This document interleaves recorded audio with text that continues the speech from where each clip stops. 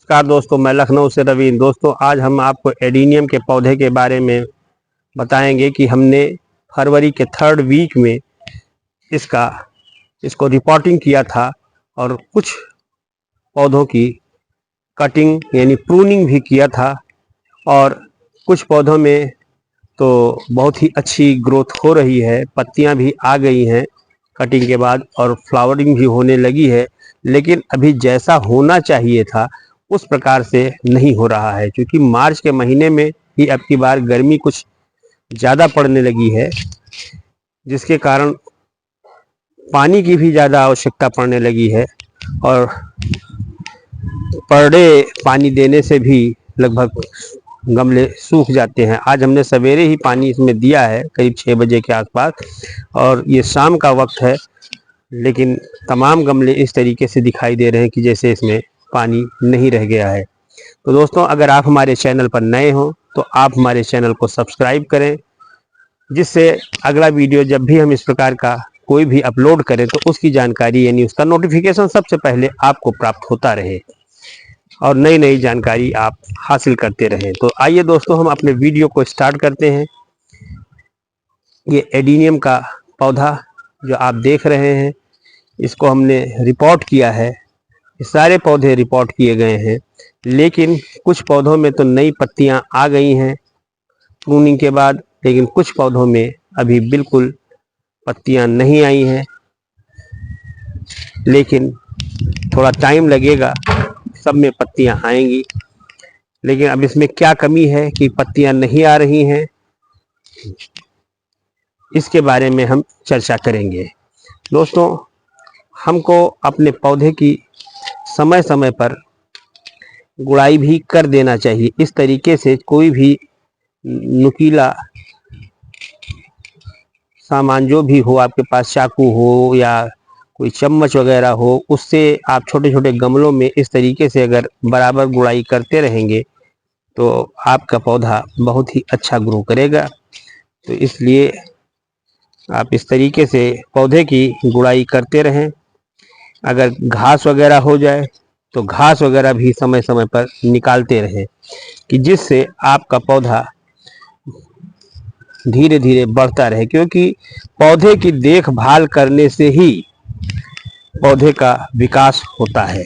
अगर आप देखभाल नहीं करेंगे तो कितना भी अच्छा पौधा आप लाएंगे लगाएंगे, लेकिन आपके पौधे की ग्रोथ नहीं होगी। इसलिए प्रॉपर केयर करना बहुत ही आवश्यक है और हम सभी अपने दर्शकों से यही कहेंगे कि जब भी कोई पौधा लगावें तो उसकी प्रॉपर केयरिंग जरूर करें।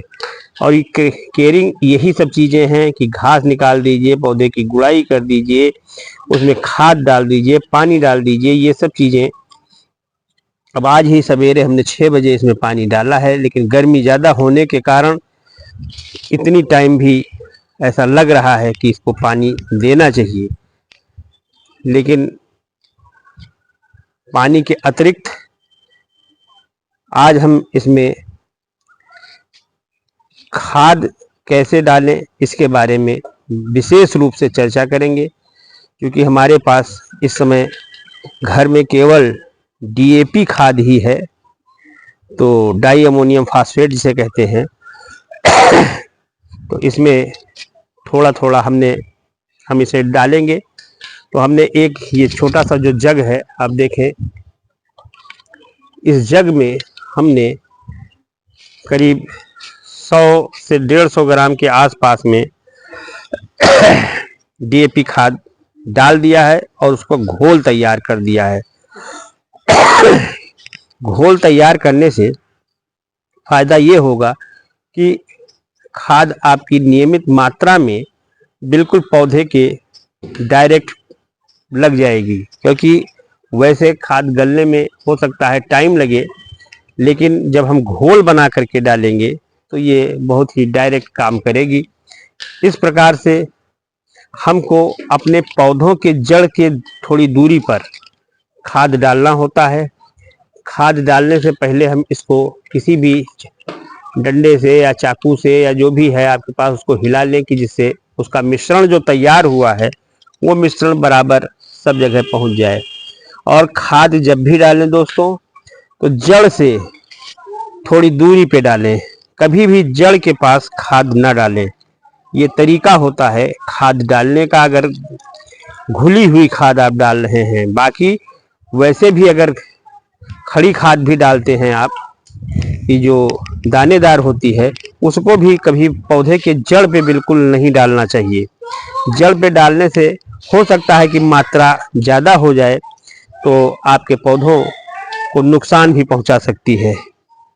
क्योंकि पौधे में खाद अगर ज़्यादा हो जाएगी तो पौधे जल भी सकते हैं। क्योंकि किसी भी चीज़ की अति बुरी होती है। थोड़ा सा डालेंगे या हिसाब से डालेंगे तो वो पौधे के लिए बहुत अच्छा काम करेगा, लेकिन अगर वही मात्रा ज़्यादा हो जाएगी तो वो आपके पौधे के लिए बहुत ही नुकसान करेगा। इस प्रकार से आप थोड़ी थोड़ी खाद सभी पौधों में डाल दें। चूँकि गमले जो भी हैं छोटे हैं, लेकिन फिर भी इस हिसाब से डालें कि सभी गमलों में बराबर खाद की मात्रा पहुंच जाए, क्योंकि यही खाद ही पौधे की ग्रोथ में सहायक होगी। क्योंकि इससे फास्फोरस और नाइट्रोजन की मात्रा डीएपी में पाई जाती है, और फास्फोरस और नाइट्रोजन का जो बेसिक काम होता है वो है कि पौधे की ग्रोथ को बढ़ाना, यानी पौधे की ग्रोथ को इस तरीके से बढ़ाना कि जिससे इसमें पत्तियां भी डेवलप होंगी और ब्रांचेस भी, यानी जिसको हिंदी में हम शुद्ध रूप से कहते हैं कि कल्ले भी बढ़ जाएंगे। तो इस प्रकार से अगर हम खाद डालेंगे तो हमारा पौधा बहुत ही अच्छा ग्रो करेगा। और उसके बाद रखेंगे हम दोस्तों इस पौधे को ऐसी ही जगह पर कि जहां कम से कम 7 या 8 घंटे तो धूप इसको मिले ही। 6 घंटे तो बहुत ही अच्छी धूप हो, एक आधे घंटे ऐसा भी हो सकता है कि थोड़ा नॉर्मल भी हो, क्योंकि तो भी चल जाएगा, लेकिन जहां भी रहे तहां पर्याप्त धूप वाला स्थान जरूर होना चाहिए। तभी आपका एडीनियम का पौधा बहुत ही अच्छी तरीके से ग्रो करेगा। कुछ पौधों में तो हमारे पत्तियां निकल आई हैं, कुछ में फ्लावरिंग भी हो गई हैं। आप देख रहे हैं कि ये छोटे छोटे बर्ड्स भी निकल रहे हैं। जिन पौधों में आप देखिए ये बर्ड्स भी आ गए हैं, लेकिन कुछ में अभी नहीं है। तो इसीलिए आज हमने जो ये खाद का प्रयोग किया है, ये इसीलिए किया है कि जिससे हमारे पौधे में सभी में बर्ड्स आ जाए, सभी में फ्लावरिंग होने लगे और सभी पौधे हरे भरे हो जाएं। क्योंकि पौधे तभी अच्छे लगते हैं कि जब वो काफ़ी हरे भरे हों, यानी और थोड़ा बुशी हो जाएं, यानी झाड़ीदार हो जाएं वो, और उसमें अच्छी फ्लावरिंग आने लगे। तब लगता है कि हाँ, हमारी मेहनत सफल हो रही है। और अगर पौधे में फ्लावरिंग नहीं होगी, पौधे बुशी नहीं होंगे, पत्तियां उसमें अच्छी नहीं आएंगी, तो ज़रूर कहीं ना कहीं कोई कमी है, जिसके कारण हम या हमारे पौधे अच्छी तरीके से विकसित नहीं हो पा रहे हैं। तो इसी के लिए हमने एक छोटा प्रयास किया है, और ये तरीका आपको भी सभी लोगों को बताया है कि आप 3 चीज़ ज़रूर करें। अगर आपने रिपोर्टिंग कर दी है और फिर भी अच्छी ग्रोथ नहीं हो रही है, तो आप पौधे जहाँ भी आप जिस पॉट में लगाए हुए हैं उसकी हल्की सी गुड़ाई भी कर दे। उसमें रासायनिक खाद हो तो डाल दें, या बोन मील वगैरह मिले आपको या आपके पास हो तो आप उसको डालें। और पानी भी, क्योंकि गर्मी स्टार्ट हो गई है, इसलिए एक बार में ज़्यादा पानी न दें, लेकिन इतना पानी जरूर देते रहें कि पौधे सूखने न पाएं। क्योंकि इस पौधे में बहुत ज़्यादा पानी की तो ज़रूरत नहीं होती है, लेकिन फिर भी इतना पानी जरूर होना चाहिए कि थोड़ा पौधा अच्छी तरीके से ग्रो करता रहे। और चौथी चीज़ जो आपको है कि ऐसी जगह पे अपने पौधे को रखिए कि जहाँ पर सनलाइट डायरेक्ट आपके पौधे को मिले।